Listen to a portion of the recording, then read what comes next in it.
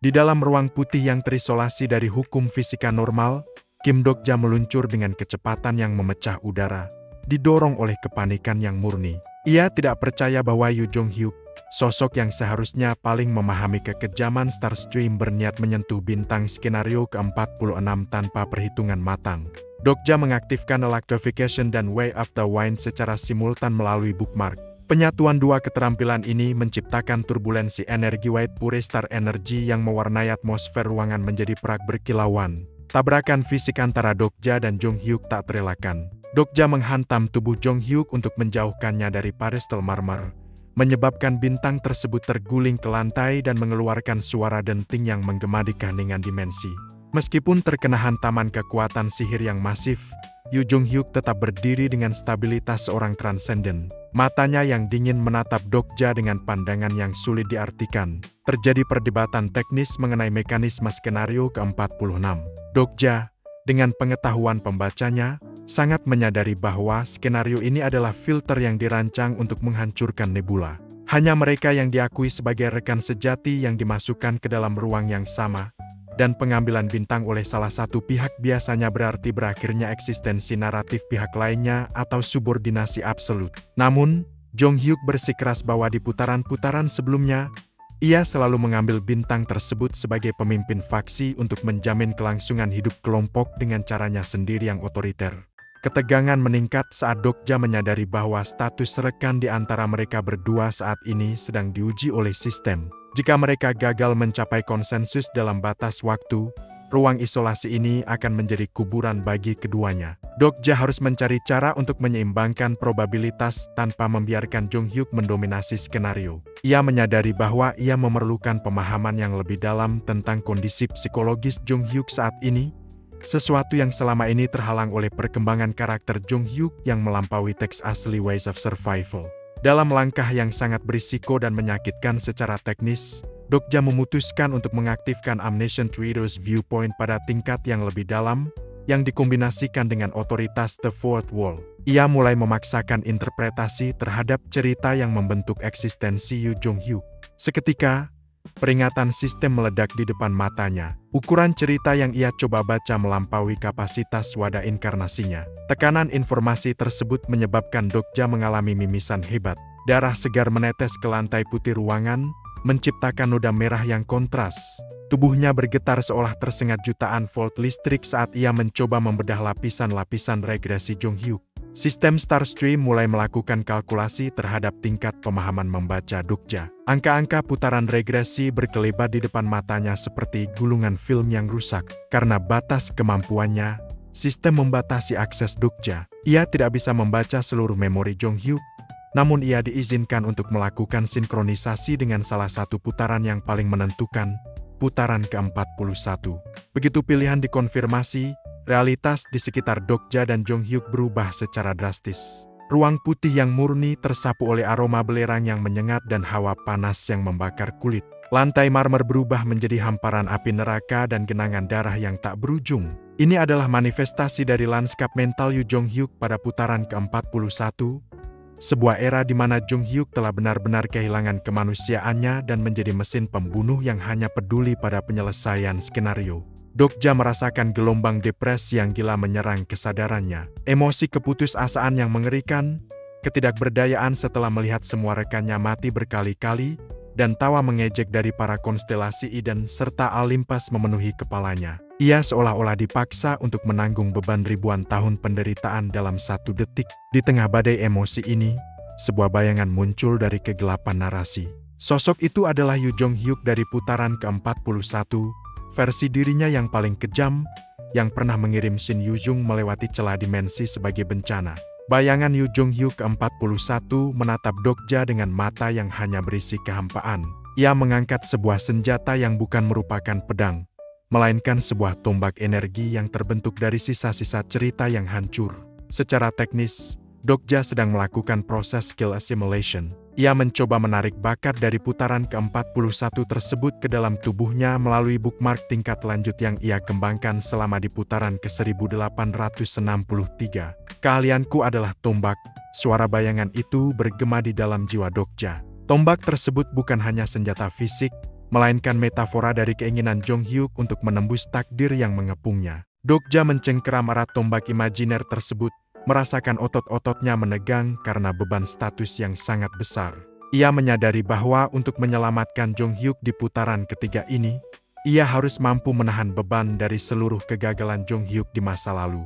Di dalam ruang isolasi yang seharusnya menjadi tempat pembuktian bintang, atmosfer kini berubah menjadi medan pertempuran sejarah yang sangat berat. Kim Dokja tidak lagi bertarung sebagai inkarnasi biasa. Ia telah memicu Hall of Eternity, sebuah cerita raksasa dengan grade mitos yang ia peroleh dari Yoo Jong Hyuk putaran ke-1863. Secara teknis, cerita ini bukan sekedar kumpulan teks, melainkan sebuah akses langsung menuju akumulasi penderitaan dan pelatihan transendental yang dilalui Yoo Jong Hyuk selama ribuan regresi. Kehadiran cerita ini begitu masif hingga menarik perhatian nebula-nebula besar seperti Asgard dan Vedas, yang segera memfokuskan pandangan mereka pada anomali probabilitas yang dihasilkan oleh Dokja. Dokja merasakan sensasi asing yang merobek otot-ototnya. Melalui Hall of Eternity, ia meminjam teknik Soul Killing Spear, seni bela diri kuno dari Zero Murim yang telah lama musnah. Teknik ini adalah warisan yang ditemukan oleh Yoo Jong Hyuk pada putaran ke-41, sebuah era di mana ia tidak mencari Breaking the Sky Sword Saint, melainkan memilih jalur kehancuran yang lebih gelap. Tombak di tangan Dokja, yang terbentuk dari manifestasi energi cerita, bergetar dengan frekuensi yang mampu membatalkan hukum fisika di ruang putih tersebut. Dokja menyadari bahwa untuk mengimbangi Yoo Jong Hyuk putaran ketiga yang sekarang, ia harus menggunakan kekuatan dari versi Jong Hyuk yang paling efisien dalam membunuh. Yoo Jong Hyuk tampak terpaku untuk sesaat. Sebagai seorang regresser, ia merasakan resonansi yang mengerikan dari teknik tersebut, sebuah teknik yang belum pernah ia pelajari di putaran ini, namun terasa sangat familiar di dalam jiwanya. Dokja meluncur maju, bukan dengan gerakan elegan, melainkan dengan serangan linier yang dirancang untuk menghancurkan pertahanan lawan secara mutlak. Setiap tusukan tombak Dokja membawa beban waktu beberapa dekade fokus tunggal dari Jong Hyuk ke-41. Benturan antara tombak Dokja dan pedang Jong Hyuk menciptakan riak spasial yang membuat Dokai Byeongki harus bekerja keras menstabilkan saluran siaran. Namun, di tengah pertukaran serangan yang menentukan ini, sistem Starstream tiba-tiba memaksakan interupsi. Tawa Dokai Byeongki yang terdengar licik bergema di ruangan, menyatakan bahwa kesalahan tugas di ruang lain telah mencapai puncaknya. Yongki memproyeksikan beberapa layar besar di hadapan Dokja dan Jong Hyuk. Mata Dokja membelalak saat melihat apa yang terjadi di dimensi isolasi yang berbeda. Layar tersebut menampilkan bentrokan energi yang jauh lebih mengerikan daripada pertarungannya sendiri. Dua pilar api yang berbeda warna, merah membara dan hitam pekat saling melahap satu sama lain. Itu adalah pertarungan antara Judge of Fire dan Abyssal Black Flame Dragon. Secara teknis, ini bukan hanya pertarungan antara dua inkarnasi, melainkan manifestasi penuh dari kekuatan sponsor mereka yang saling membenci sejak awal Starstream. Jung Hyun, yang biasanya mampu mengendalikan amarahnya, kini tampak seperti malaikat pembalas yang kehilangan kendali. Api merahnya, Hellfire, telah mencapai level di mana ia mulai mencairkan struktur ruang skenario. Di sisi lain, lawannya yang kemungkinan besar adalah Han Suyang atau inkarnasi lain yang membawa kekuatan naga api hitam melepaskan badai api hitam yang mengandung The Destructive Absolute.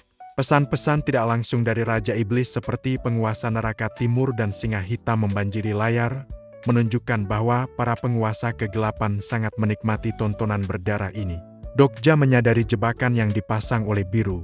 Skenario Bukti Bintang kali ini dirancang untuk memaksa rekan-rekan yang paling setia untuk saling membunuh demi membuktikan siapa bintang yang sebenarnya. Di layar, ia melihat Jung Hyun dengan daging yang sobek dan darah yang mengucur, namun matanya tetap menyala dengan kegilaan perang. Kekuatan dari konstelasi Demon-like Judge of Fire sedang membakar habis sisa-sisa kemanusiaan Hyun untuk memenangkan persaingan melawan musuh bebuyutannya. "Hentikan ini!" teriak Dokja ke arah Yongki, namun Dokaibi itu hanya membalas dengan seringai.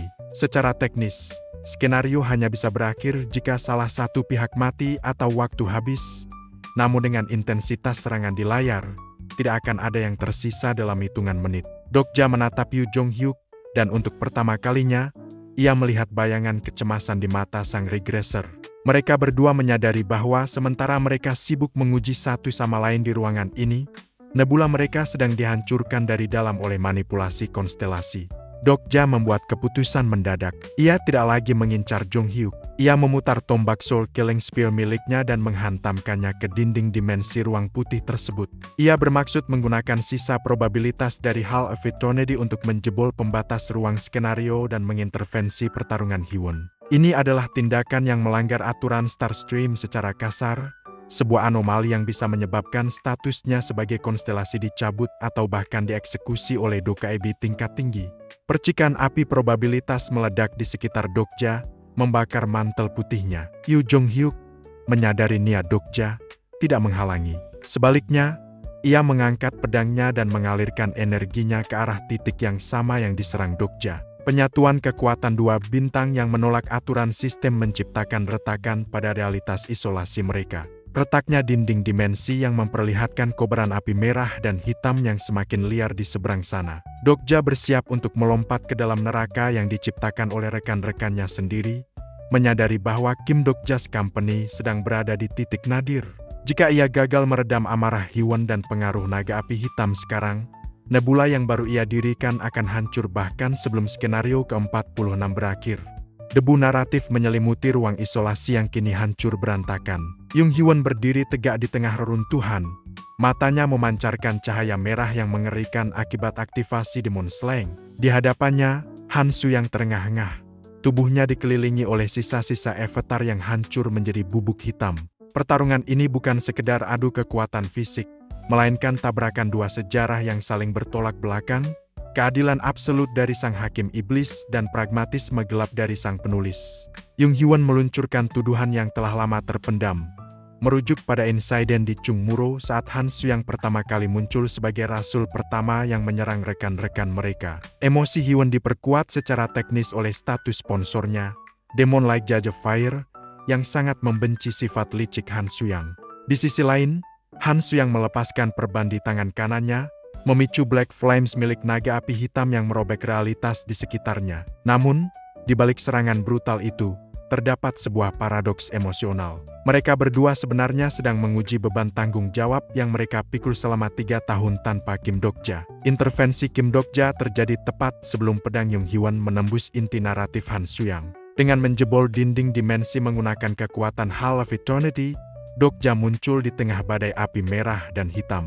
Kehadirannya bertindak sebagai peredam probabilitas. Secara teknis, Dokja menggunakan otoritasnya sebagai pemimpin nebula untuk memaksa sistem menghentikan mode duel paksa. Ia tidak menggunakan kekerasan, melainkan menunjukkan cerita yang menghubungkan mereka semua. Momen krusial terjadi saat Dokja menjelaskan arti dari bukti bintang. Skenario ke-46 bukanlah tentang siapa yang paling kuat, melainkan tentang pengakuan atas eksistensi satu sama lain dalam satu konstelasi cerita. Dokja memicu sinkronisasi massal antara anggota kelompok. Di langit malam yang tercipta di dalam ruang skenario, bintang-bintang mulai muncul satu persatu, masing-masing mewakili identitas unik para anggota. Raja Iblis Keselamatan, Kim Dokja. Iblis dan Keadilan, Jong Hyewon. Tuan Baja, Lee Hyun Sung. Jurang Naga Api Hitam, Han Su yang. Garis-garis cahaya putih mulai menghubungkan bintang-bintang ini di tengah kegelapan alam semesta yang kosong.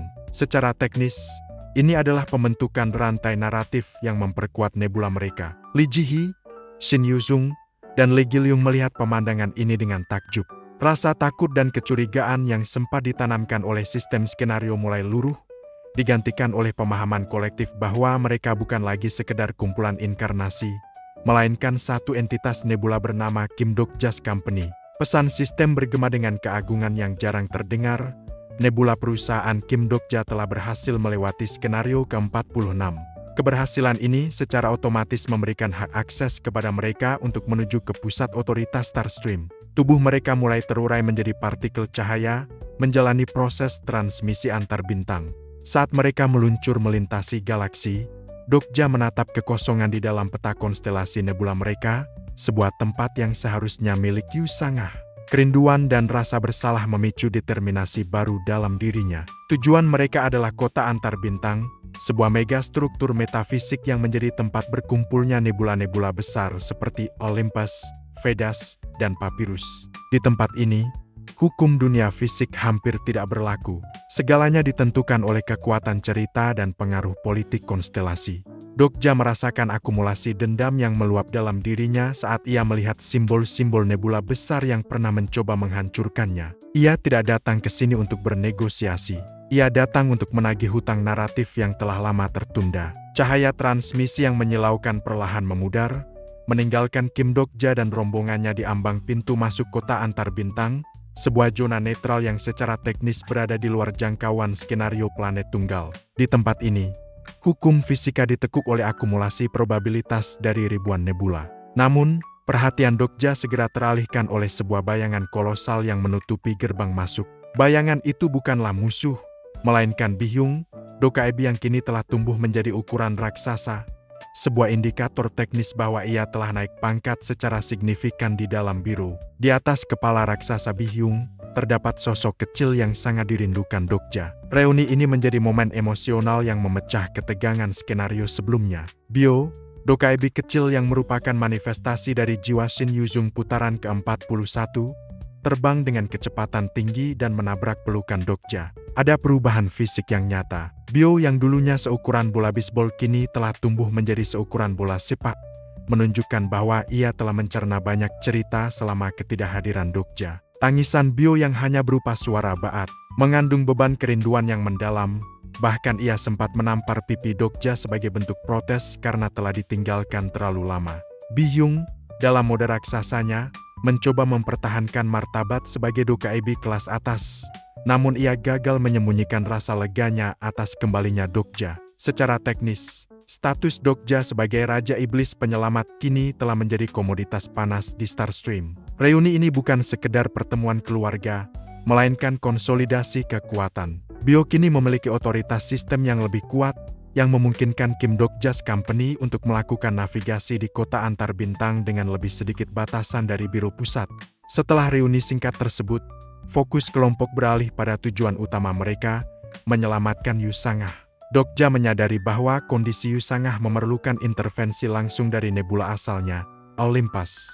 Namun, kota antar bintang adalah sarang intrik. Di sini, setiap langkah diawasi oleh ribuan mata konstelasi yang lapar akan cerita baru. Kim Dokja's Company kini tidak lagi dipandang sebagai inkarnasi biasa, melainkan sebagai nebula baru yang telah mengacaukan banyak skenario tingkat tinggi. Yu Jong-hyuk, yang selalu pragmatis, memutuskan untuk memisahkan diri sementara dari rombongan utama. Ia memiliki agenda sendiri yang melibatkan wanita itu, sebuah referensi untuk salah satu tokoh kunci di kota antar bintang yang memiliki informasi tentang skenario-skenario akhir. Lee Seol-hwa, dengan kesabaran dan kemampuannya sebagai tabib, mengikuti Jong-hyuk untuk memastikan sang regresser tidak melakukan tindakan gegabah yang bisa memicu perang prematur dengan nebula besar. Dokja membiarkan mereka pergi, menyadari bahwa di tempat seperti ini, membagi kekuatan terkadang lebih efektif untuk mengumpulkan informasi. Dokja kemudian memimpin anggota kelompok yang tersisa menuju portal pusat di alun-alun kota. Portal ini adalah infrastruktur teknis yang menghubungkan kota antar bintang dengan kediaman resmi para dewa. Dengan tekad bulat, Dokja memasukkan koordinat yang sangat berisiko, Gunung Olympus. Ia bermaksud melakukan kunjungan diplomatik untuk meminta pertanggungjawaban atas kondisi Yusangah dan menuntut pemulihan naratifnya. Namun, saat Dokja mencoba mengaktifkan portal, sebuah pesan sistem berwarna merah darah muncul di udara, membatalkan proses transmisi. Olympus saat ini menolak semua pengunjung. Ini adalah langkah teknis yang dikenal sebagai lockdown naratif. Olympus, salah satu nebula terkuat di Starstream, telah secara sengaja menutup pintu mereka bagi Kim Dokja. Kegagalan teknis saat mengakses portal menuju Gunung Olympus menciptakan kebuntuan naratif yang tidak terduga bagi Kim Dokja's Company. Pesan sistem yang menyatakan bahwa Olympus menolak semua pengunjung selama 7 hari ke depan bukan sekedar kendala administratif, melainkan sebuah manuver defensif dari nebula besar untuk menghindari konsekuensi dari kondisi Yusangah. Penolakan ini adalah pernyataan perang diplomatik. Mereka tahu Dokja datang untuk mencari keadilan bagi Yusangah, dan mereka memilih untuk mengisolasi diri daripada berhadapan dengan sang Raja Iblis yang baru saja menghancurkan skenario ke-46. Ketegangan meningkat di alun-alun. Han Suyang, yang masih merasa kesal dengan sisa-sisa pertarungannya melawan Jung Hyun, mulai menyarankan metode yang lebih ekstrem untuk menembus penghalang tersebut. Namun, Dokja tetap tenang. Ia menyadari bahwa di kota antar bintang, penolakan adalah sebuah tes probabilitas. Di tengah kebingungan anggota kelompok, suasana di alun-alun kota antar bintang menjadi semakin berat dengan kehadiran sosok-sosok legendaris yang mengamati mereka dari bayang-bayang. Salah satu konstelasi yang mendekati mereka adalah seorang pria bertubuh raksasa dengan tombak ular di punggungnya. Melalui analisis status, Han Suyang segera mengenali sosok tersebut sebagai salah satu pahlawan dari era Tiga Kerajaan, sang jenderal dari pertempuran Changban. Pertemuan ini menunjukkan betapa kota antar bintang adalah tempat di mana sejarah dan mitos berjalan berdampingan sebagai entitas fisik. Meskipun konstelasi tersebut menunjukkan keramahan yang kasar, kehadirannya menegaskan bahwa Kim Dok-ja's Company kini berada di panggung di mana kekuatan sejarah adalah standar minimal untuk diakui. Karena jalan menuju Olympus tertutup, Dok-ja harus mencari alternatif naratif. Ia menyadari bahwa jika ia tidak bisa masuk melalui pintu depan, ia harus menggunakan jalur diplomatik nebula lain yang memiliki pengaruh setara. Pikirannya tertuju pada Eden, nebula yang selama ini memiliki hubungan benci tapi butuh dengan dirinya melalui Uriel. Dok-ja memutuskan untuk mencoba mengakses wilayah perbatasan Eden, berharap bisa bertemu dengan juru bicara atau malaikat agung yang bisa memberikan tekanan pada Olympus. Namun, memasuki wilayah yang berafiliasi dengan Eden tanpa undangan resmi adalah tindakan yang secara teknis memicu protokol keamanan tingkat naratif.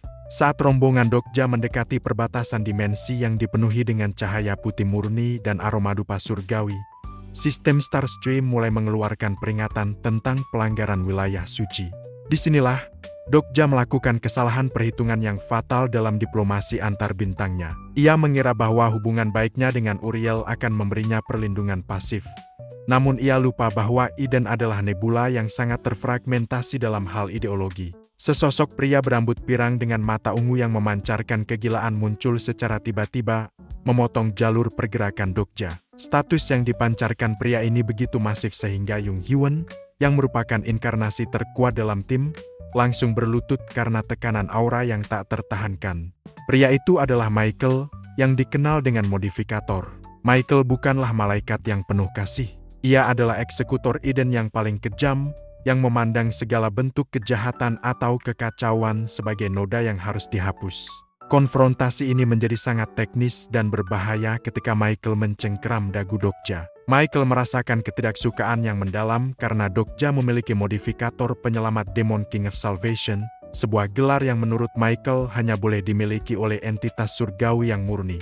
Michael menuduh Dok-ja sebagai Raja Iblis yang mencuri identitas penyelamat. Secara teknis, Michael mencoba melakukan narrative erasure, sebuah proses di mana konstelasi tingkat tinggi menghapus eksistensi konstelasi yang lebih lemah dengan merusak integritas cerita mereka. Dok-ja merasakan kekuatannya mulai terkuras habis. The Fourth Wall bergetar hebat, mencoba menahan serangan mental dan status dari Michael. Michael bersiap untuk melepaskan cahaya ungu penghancur dari tangannya, sebuah serangan yang bisa menghancurkan inti naratif Dok-ja secara permanen.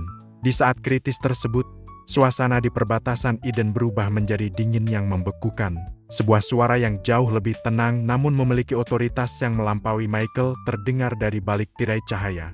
Sosok yang muncul kemudian adalah malaikat agung lainnya, yang memberikan peringatan keras kepada Michael untuk melepaskan tangannya. Intervensi ini menyelamatkan Dok-ja dari kematian instan, namun juga mengungkap betapa dalamnya intrik di dalam Eden. Michael, meskipun marah, terpaksa menarik diri karena hukum probabilitas yang tidak memungkinkannya untuk bertarung secara terbuka dengan sesama malaikat agung di wilayah tersebut.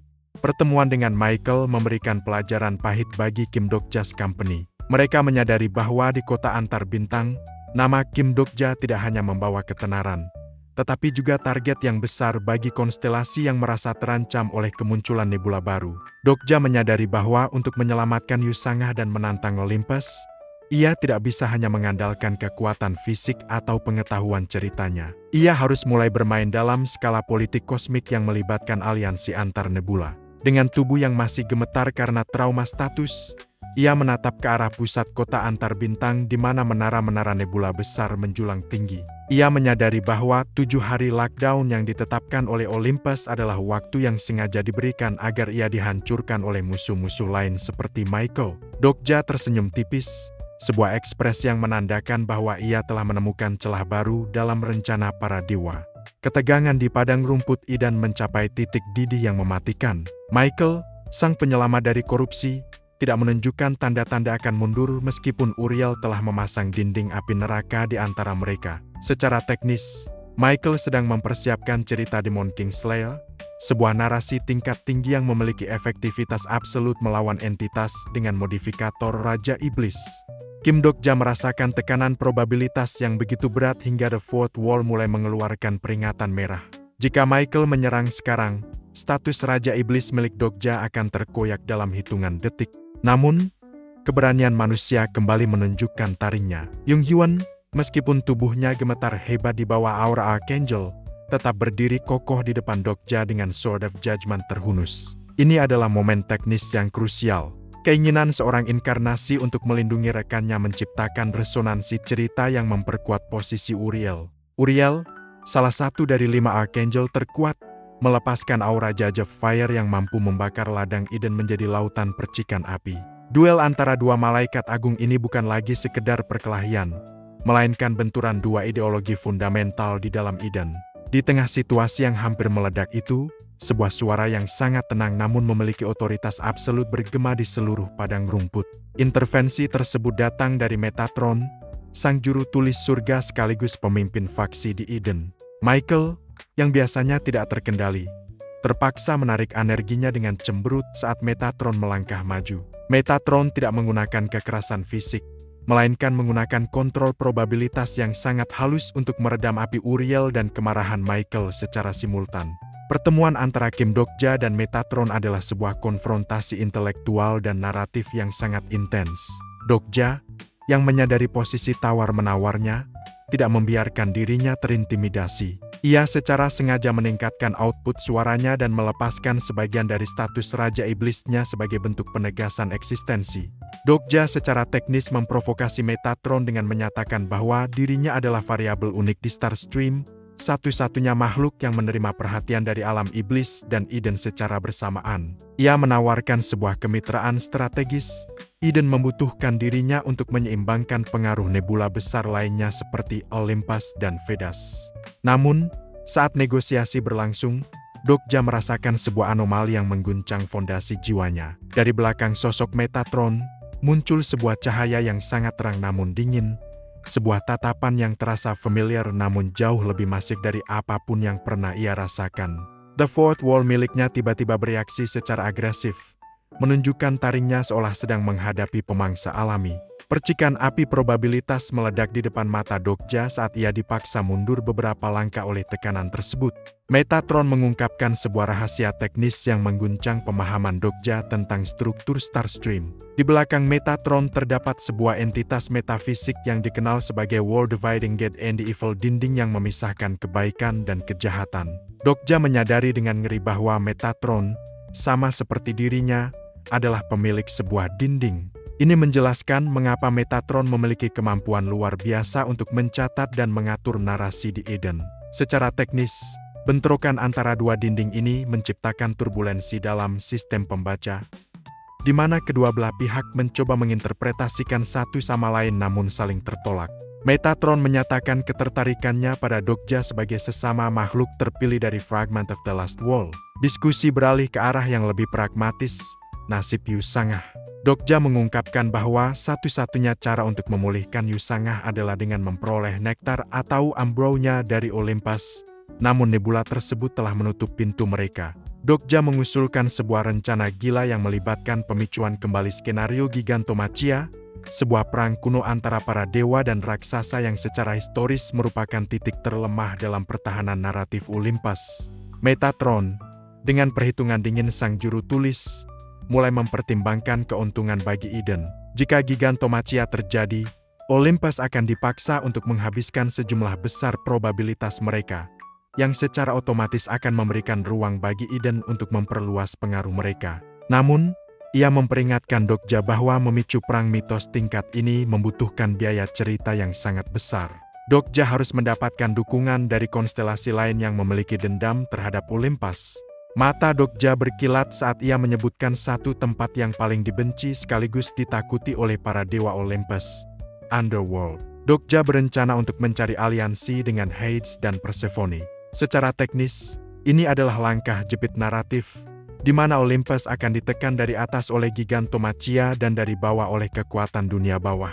Metatron tersenyum tipis, sebuah tanda bahwa ia menerima taruhan Dokja. Ia memberikan izin kepada rombongan Dokja untuk melewati jalur rahasia Eden menuju perbatasan dunia bawah, sebuah konsesi diplomatik yang sangat langka. Kim Dokja berdiri kembali dengan tegak setelah serangan mental dari dinding Metatron mereda. Ia menatap rekan-rekannya, Jung Hyun yang masih bersiaga, Han Suyang yang mulai menghitung kemungkinan keuntungan, dan Lee Hyun Sung yang siap menjadi tameng. Mereka telah mendapatkan pengakuan dari salah satu nebula terkuat, namun harganya adalah keterlibatan dalam perang yang bisa menghapus seluruh keberadaan mereka dari sejarah.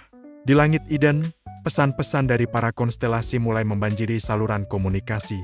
Banyak yang merasa ngeri sekaligus antusias dengan rencana Raja Iblis Penyelamat untuk meruntuhkan Olympus. Dokja menyadari bahwa ia bukan lagi sekedar pembaca yang mencoba mengikuti alur. Ia telah menjadi penulis yang memaksakan akhir ceritanya sendiri. Dengan The Fourth Wall yang masih bergetar karena pertemuan dengan dinding milik Metatron, Dokja melangkah ke dalam kegelapan yang menuju singgasana Hades, siap untuk menukar kemanusiaannya sekali lagi demi keselamatan rekannya.